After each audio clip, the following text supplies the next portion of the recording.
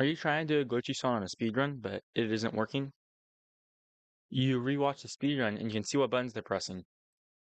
You try to go to the exact same position and do the exact same inputs, but it still doesn't work. The reason it isn't working is not that you're bad at the game, even though you are. The reason is you're playing on the newest version of the game. Hello, I'm the Ashpot Gamer.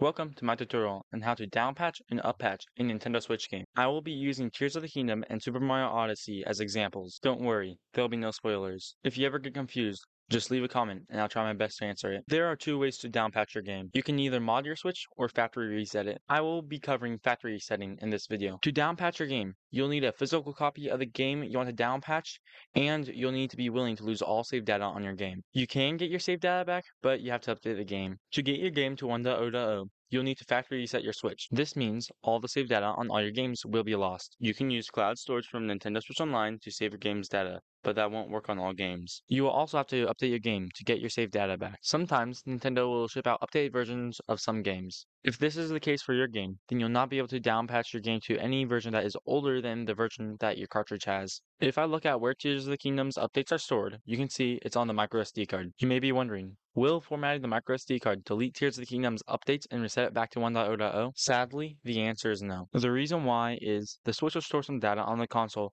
that has the newest downloaded version of the game. This data is very small. Then it stores the game's updates somewhere else. When I delete the game, I delete the game's updates, not the data that has the newest downloaded version of the game. When I try to play the game, it sees I have updated the game before, and it makes me do it again. To factory reset your console, you'll need to go to System Settings, Settings, Formatting Options,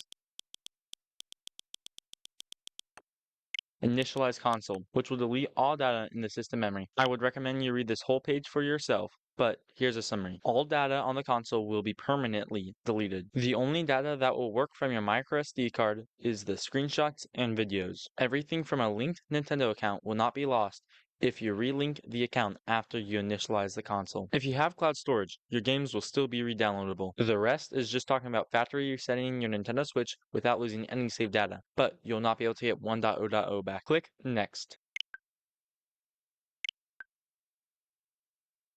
If you click Initialize, you'll lose all save data on your console.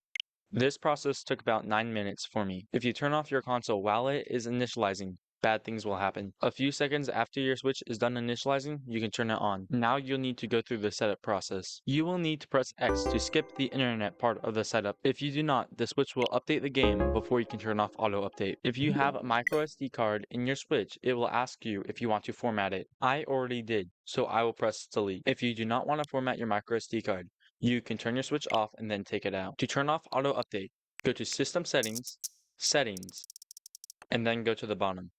Now if you connect to the internet and then start up the game, you'll be asked if you want to update the game. Just click Start Software. If you click Update, then cancel the update. If you press plus when hovering over the game, you should be able to see it's on 1.0.0. If it is not, then either Nintendo shipped out an updated version of the game, or you did not follow the steps properly. Remember, if you have any questions, just put them in the comments and I'll try my best to answer them. If I load Tears of the Kingdom, you can see all my saved data has been lost.